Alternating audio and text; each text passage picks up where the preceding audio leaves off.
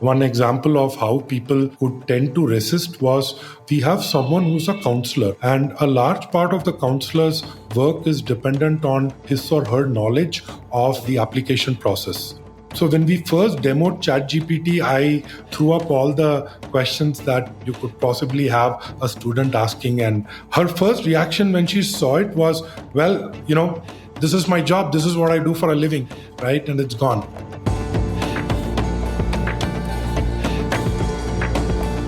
Welcome to Grit and Growth from Stanford Graduate School of Business, the podcast where Africa and Asia's intrepid entrepreneurs share their trials and triumphs, with insights from Stanford faculty and global experts on how to tackle challenges and grow your business. I'm your host, Darius Teeter, the Executive Director of Stanford Seed.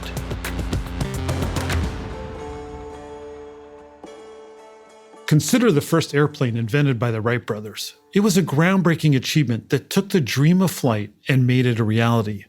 Now, imagine replacing that tiny propeller engine with a jet. Suddenly, we're not just flying, we're transporting millions of people around the world at incredible speeds. It's not a perfect analogy, but this leap in technology parallels the integration of AI in entrepreneurship. Just as jet engines revolutionized aviation, AI has the potential to transform how businesses operate, bringing new efficiencies and opportunities. We recently hosted a masterclass with Ethan Mollick, a professor of entrepreneurship at Wharton. Mollick is at the forefront of thinking about how AI weaves into business, education, and society. Today's episode is about applying the tactics and skills that we discussed with Ethan to your business. We'll explore how the integration of AI tools may create new opportunities as well as unique challenges for your business and your team. Our guest today is an innovative leader who has embraced these obstacles and opportunities head on. He's the founder of 2 Indian firms, and he's rethinking his business models by giving AI a seat at the table. Hi, my name is Arun Jagannathan, and I'm the co-founder of CrackVerbal, which helps people make smarter career decisions by taking test prep and admission consulting. I also have another startup, Yzerly, which is helping companies communicate better through our training programs. Unlike many, Arun isn't discouraged or dissuaded by the acceleration of AI. In fact, he's been quick to find ways to integrate these tools into his business processes. And he's doing all of this while thoughtfully navigating AI's impact on his business and the world that his students will graduate into, a world that is hard to predict. So I was in the technology sector. So I spent about 10 years, and that's because I grew up in the 90s in India. I ended up being a project manager soon enough, and I could understand the nuts and bolts of technology. But, my heart really wasn't training, so I kind of made that shift. And this was before startups were sexy, so this is 2011. But there was a part of me that was a trainer, that was a mentor. I liked kind of coaching people. So I moonlighted while I was still in tech. And then I kind of got into teaching and training. And that's how I started off with test prep. And when I got into test prep, what I realized is that there is a larger problem with regards to careers, right? People are getting more and more confused about what's next. And I think that is also a very interesting problem that we solve. GMAT prep and MBA admissions are 2 products we have, but the larger problem is more around career services. Okay, that's an interesting challenge, right? Because teaching for the GMAT in a classroom, a physical classroom, then going online, then expanding your offering. It sounds like going online has actually enabled you to think more broadly about what services and products you provide and what market segment you reach. Is that a true statement? That's right. So I knew that there had to be a component that went online.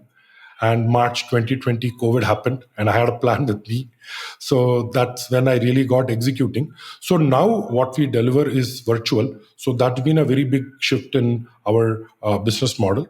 I kind of took a step back and I realized that a large part of what I'm doing, whether it's helping people write their application or whether it's helping people write an email in a business context, right, is about words. And generative AI can actually solve that problem. So we came up with a lot of use cases where we are currently using AI. For example, we help people write their application essays. Stanford GSB has the famous question, what matters most to you and why? right? Can be a very profound essay that you need to think through. So earlier, a bad essay would be a 3 on 10, right? But today with GPT, anybody can write a 6 or a 7 on 10, right?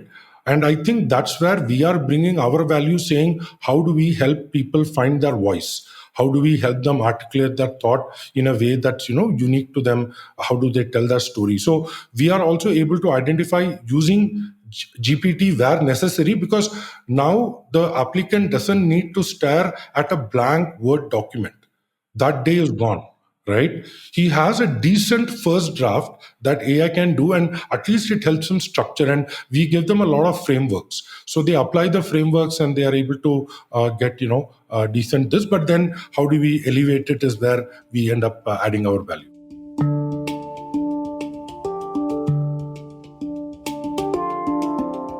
When I sat down with Ethan Mollick, it became clear why so many are interested in his opinion. That's because his blogs and his latest book, Co-Intelligence, Living and Working with AI, explore the symbiotic relationship between humans and artificial intelligence.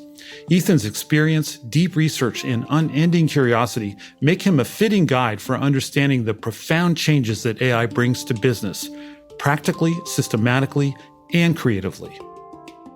I have 4 questions I ask organizations in the face of AI.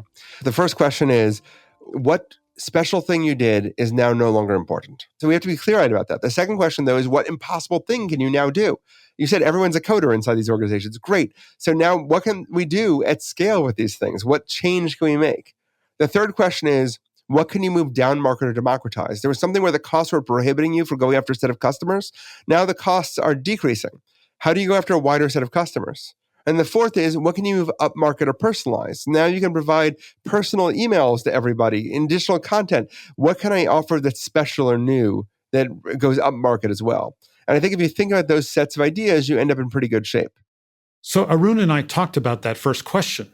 I wondered, what are some of those things that people no longer need to do because AI can do them for you? So the other thing that's come out is a whole cottage industry of tools that are built on what is largely the OpenAI OS, right? And these are tools, for example, we have Gamma, which is a tool that we use for documents because there is a lot of document management.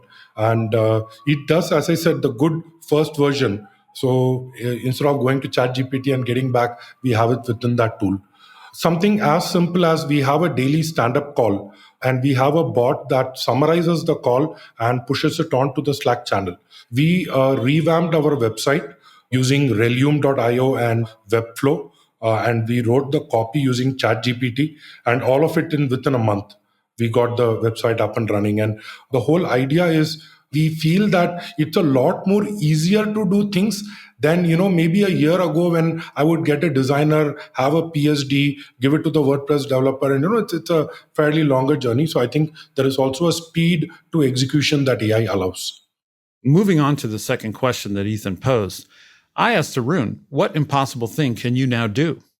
We have now become a lot more productive in what we are able to do. Like I said, we had to transition from getting this edtech to the whole personalization bit.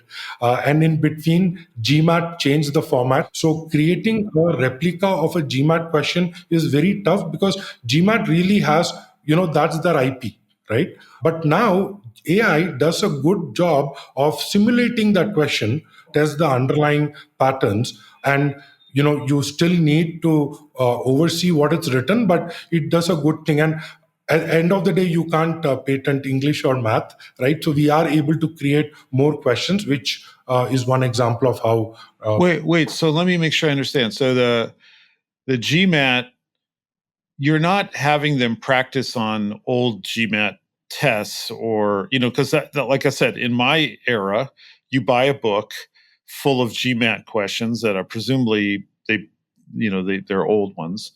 You're actually creating questions that are like a GMAT question, but they're completely uniquely yours. I mean, you've designed them. That's interesting. And we do give them the official questions. This is supplementary practice because if we were to create our own questions, it depends on the quality of the question creator, right? But over here, we can model it where we are not infringing on any copyright. but at the same time able to help our students with the right kind of practice. Interesting. Okay, so that's one really powerful use and impact in creating your new product. Next, let's consider Ethan's third question. What can you move down market or democratize? AI often reduces costs, and that makes it possible to reach a broader audience.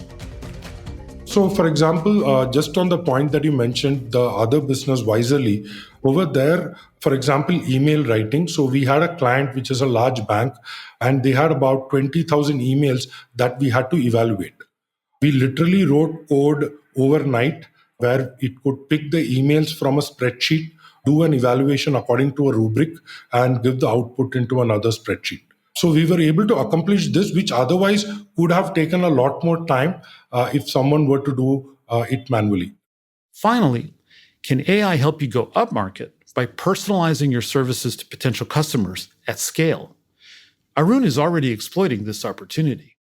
I'll give one more example of a use case. Please. So we have a profile analysis tool. So what it does is if you upload your resume, it picks up the relevant points and it in the backend picks up from the OpenAI APIs.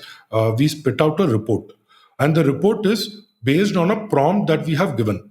Right. So now this is a very simple use case.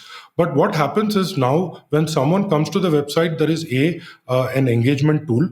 Number two, when the report gets created, the lead feels that, there is something of value that he has gotten. And what it also does is for my sales team, we already have a very clear profile and we know how to pitch our offerings based on what the report has generated. This is really interesting. So it's a free service. You go to the website, say, hey, upload your resume, and we'll analyze it for you and give you some suggestions and recommendations, right? And that's a way to capture a potential lead because now you have their email address, you know a lot about them. So tell me, what's the next step for how that touches your sales team? So what happens is at this point, when the sales team reaches out to a prospect, there are a couple of things that come into play. One is there is a custom report that we have already provided, which means that we have understood the problem, the pain point, and we are able to offer something of value. So there is an automatic reciprocity that builds when you are reaching out in a way that is beneficial to them. Because what happens with a services product is there are ways to customize it, right? So we look at the pain point, we look at what kind of the students' requirements are, and based on that, we give a solution. So it helps us be more specific in the call. If I were to get a new salesperson, I would need to train him to get that kind of experience. But now with the report, and we also have a bot with the salespeople can use to get frequently answered questions about the product. So that way, they are equipped to answer any questions during the call that's in front of them. I see. So the sales team has their own internal bot that they can use in the middle of a sales call so that they give the right answers on everything.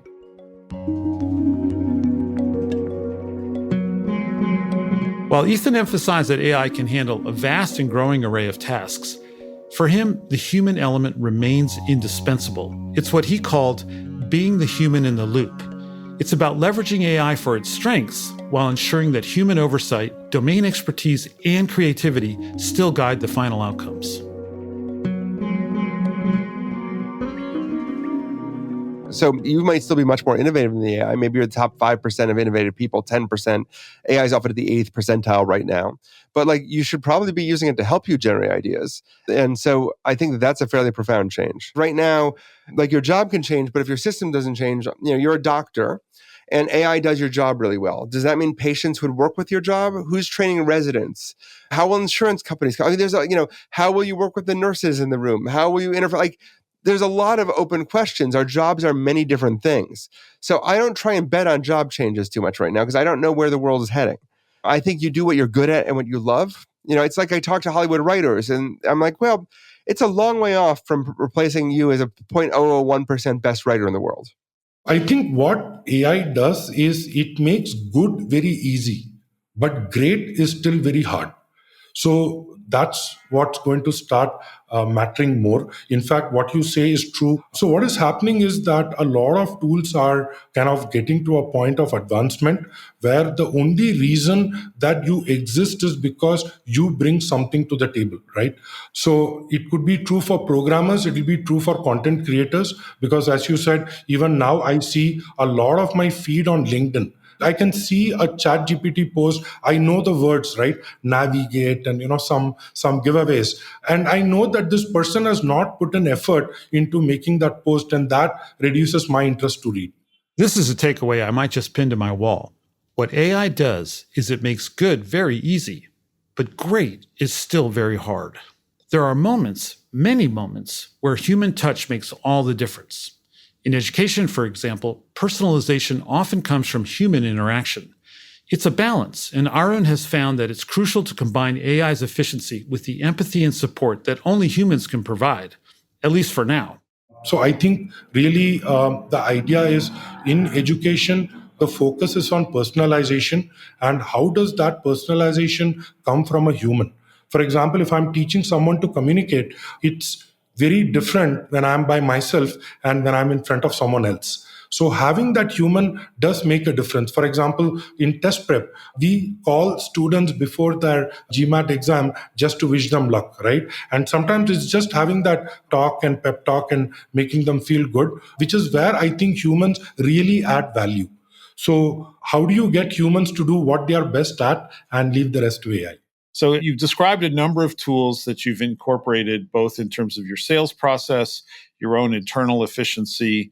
How have your employees responded to all this? Do they feel threatened? Are they excited? Do they think their jobs are going to disappear in a year? Like, how does this conversation go inside your company? Right. Great question. I think what really happened was I had to disrupt myself. So when you look at AI, the question is not to ask, okay, how do I optimize my process? The question to ask is, how can AI just do this end result? How can I achieve that through AI?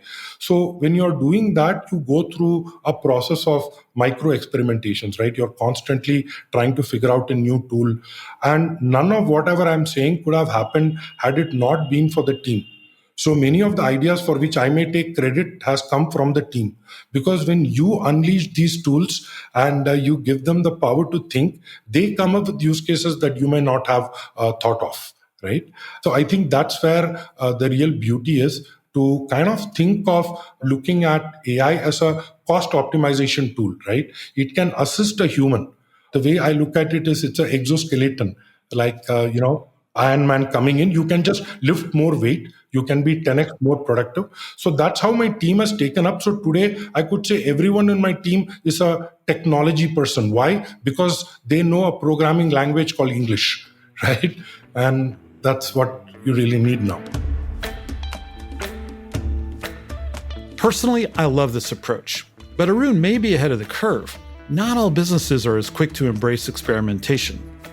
If you ask Ethan, this willingness to experiment, to learn, to adapt, those are the keys for reaping the full potential of AI. Ethan highlights the importance of company culture and the challenges that employees face when integrating AI into their own workflows. Let's hear his thoughts on how organizations can navigate these complexities and foster a culture of trust and innovation. Best practices there. So, that's a hard question. It's an interesting one. There's a lot of dimensions to that question, right? The first is, what's the attitude inside your company?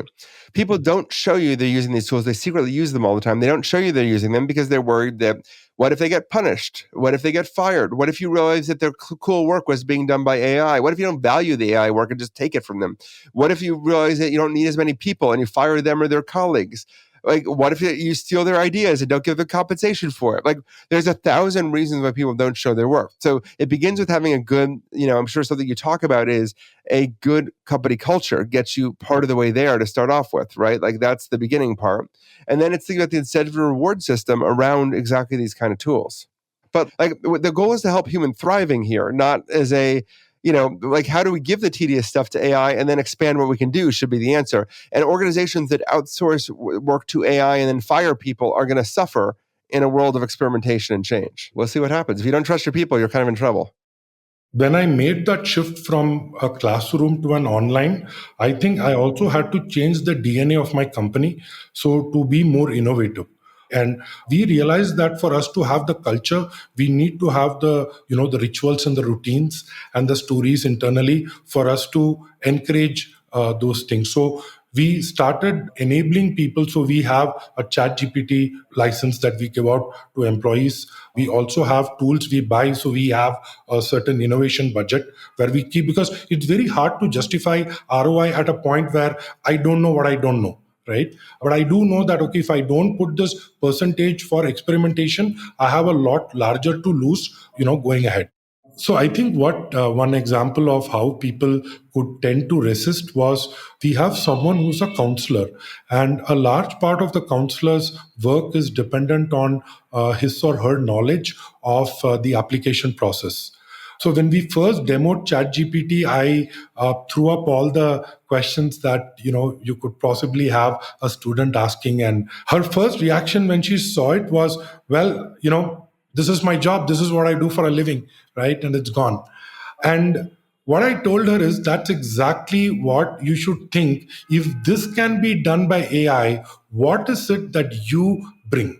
Right. And we realized that what she brings is a certain joy to work. Right. When she talks to students, when she, motivates them, when she has to remind them before a deadline.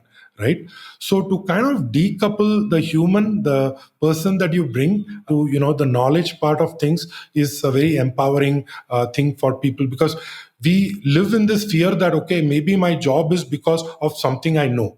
And really to decouple that, look, knowledge is no longer the differentiation, it's something else that you bring to the table. And I think one more thing that I said is, if you look at it, even as a CEO, right, a lot of what I do, decision making, I'm pretty sure AI can do a better job. But then I hope that when I come and speak, I'm able to, get the team together to get to the goal. So I think the human is where the value really stands. So I think the first thing is getting people access to a frontier model. And then it's about setting up education, reasonable policies, right? And incentive structure. So you have to do it organizationally. But I think the first thing I tell CEOs to do is just play with the system enough. They need to put their 10 hours in. They cannot depend on direct reports. They also can't expect hiring a consultant will solve all their problems. It used to be that McKinsey or Ernst & Young, they knew everything. They don't know anything anymore. Nobody has a playbook, right? They might be able to help you with transitions and other sets of stuff, but they don't know how to use AI for your systems. So you have to build the systems to make that all happen.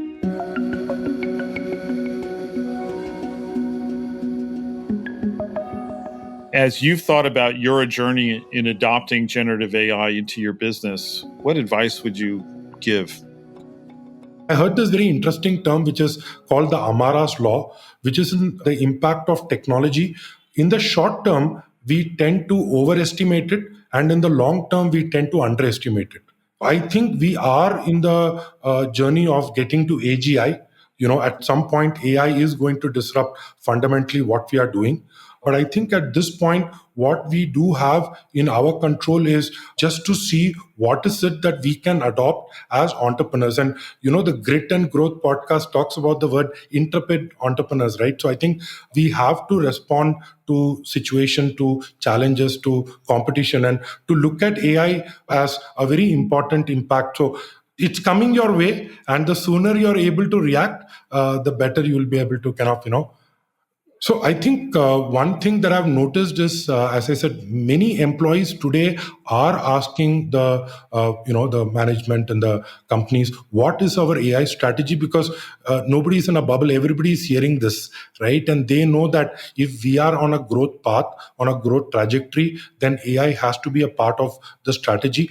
To be open about it, to talk about the fact that, look, we may not necessarily know right now what we are doing with it, but the idea is we want to be an adopter. So having that mindset and telling people and asking them to contribute, especially if you have people in your 20s. So we have younger folks, and the kind of innovation they are able to come up with is incredible. And I think the advantage that seed companies have is in the size. So we are smaller, we are leaner, we are hungrier, we can move faster. So I think that's definitely something that works in our advantage.